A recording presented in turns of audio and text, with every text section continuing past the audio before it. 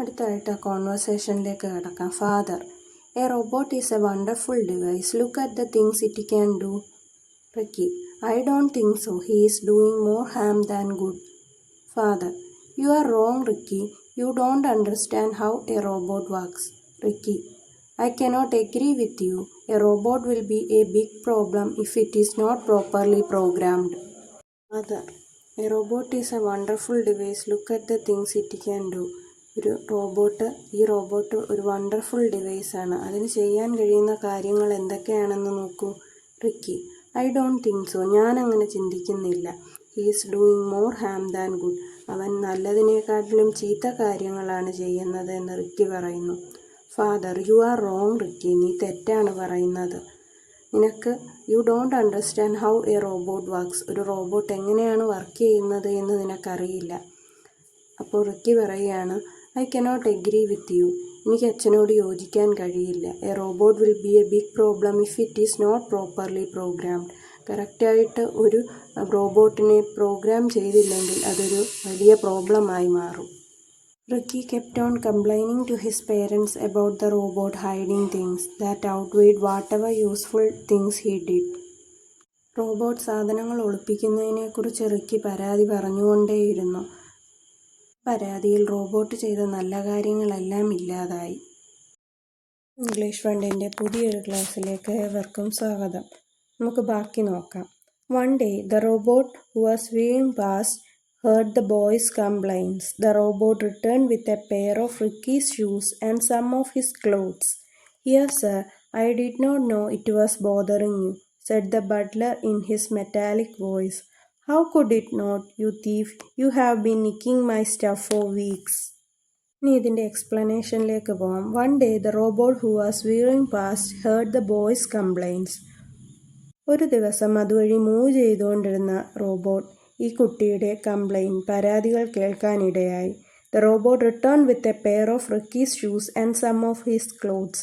അത് പോയിട്ട് തിരിച്ചു വന്നത് റിക്കിയുടെ ഒരു പെയർ ഷൂസും കുറച്ച് ക്ലോത്ത്സുമായിട്ടാണ്, കുറച്ച് തുണികളുമായിട്ടാണ്. എന്നിട്ട് കുട്ടിയോട് പറയാണ്, here sir, I did not know it was bothering you. Bothering means worrying. ഇതാ സർ, താങ്കളുടെ വസ്തുക്കൾ. ഇത് താങ്കളെ വിഷമിപ്പിക്കുന്നുണ്ട് എന്ന് ഞാൻ അറിഞ്ഞില്ല. ബട്ട്ലർ റോബോട്ട് അതിൻ്റെ മെറ്റാലിക് വോയിസിൽ പറഞ്ഞു. How could it not, you thief? You have been nicking my stuff for weeks. Nicking means stealing, മോഷ്ടിക്കുക എന്നാണ് നിക്കിങ് ഉള്ള വാക്കിൻ്റെ മീനിങ്. റിക്കി ആ റോബോട്ടിനെ കള്ളൻ എന്ന് വിളിക്കുകയാണ്. എന്നിട്ട് പറയുകയാണ്, നീ ആഴ്ചകളായിട്ട് എൻ്റെ സാധനങ്ങൾ മോഷ്ടിച്ചുകൊണ്ടിരിക്കുകയായിരുന്നില്ലേ? അടുത്ത പാരഗ്രാഫ് നോക്കാം. I had seen your things lying scattered on the floor. I thought that you did not need them. I am programmed to collect all that is not wanted. At night, I send them to places where other humans can use them. I am a maximum efficiency machine. Were you unaware of it? The robot said with a certain pride.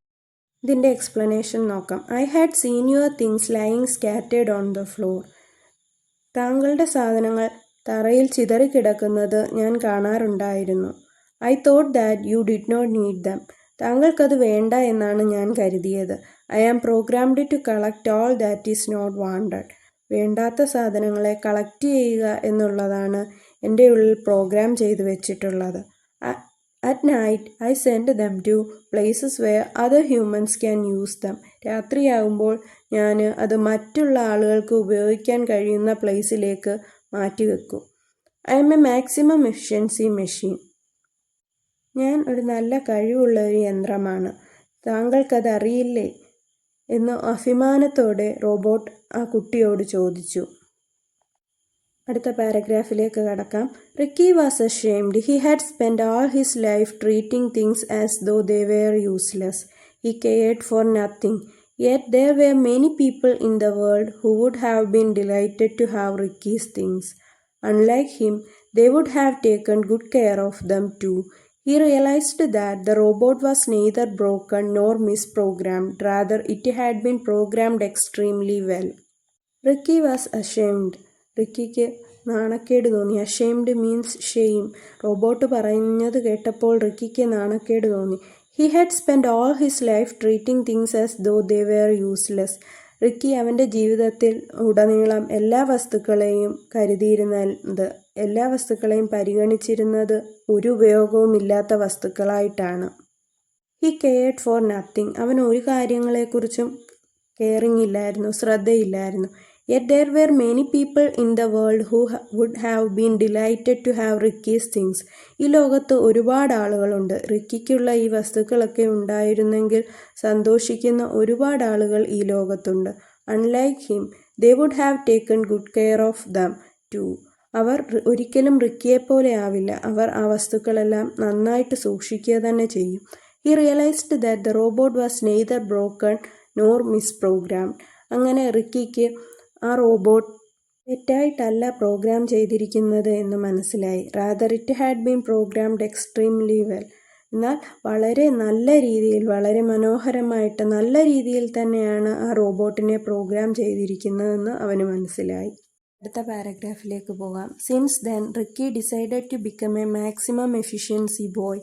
He put real care into how he treated his things. He kept them tidy and made sure he didn't have more than what was necessary.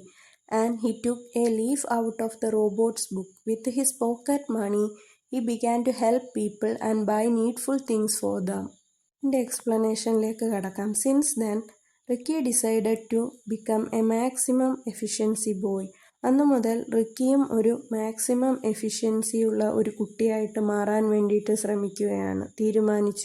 took a leaf out of the robot's book എന്ന് പറയുന്ന idiom മീൻ ചെയ്യുന്നത് അവൻ റോബോട്ടിൻ്റെ ജീവിതത്തിൽ നിന്ന് ഉള്ള നല്ല കാര്യങ്ങൾ അവൻ്റെ ലൈഫിലേക്ക് കോപ്പി ചെയ്തു എന്നുള്ളതാണ്.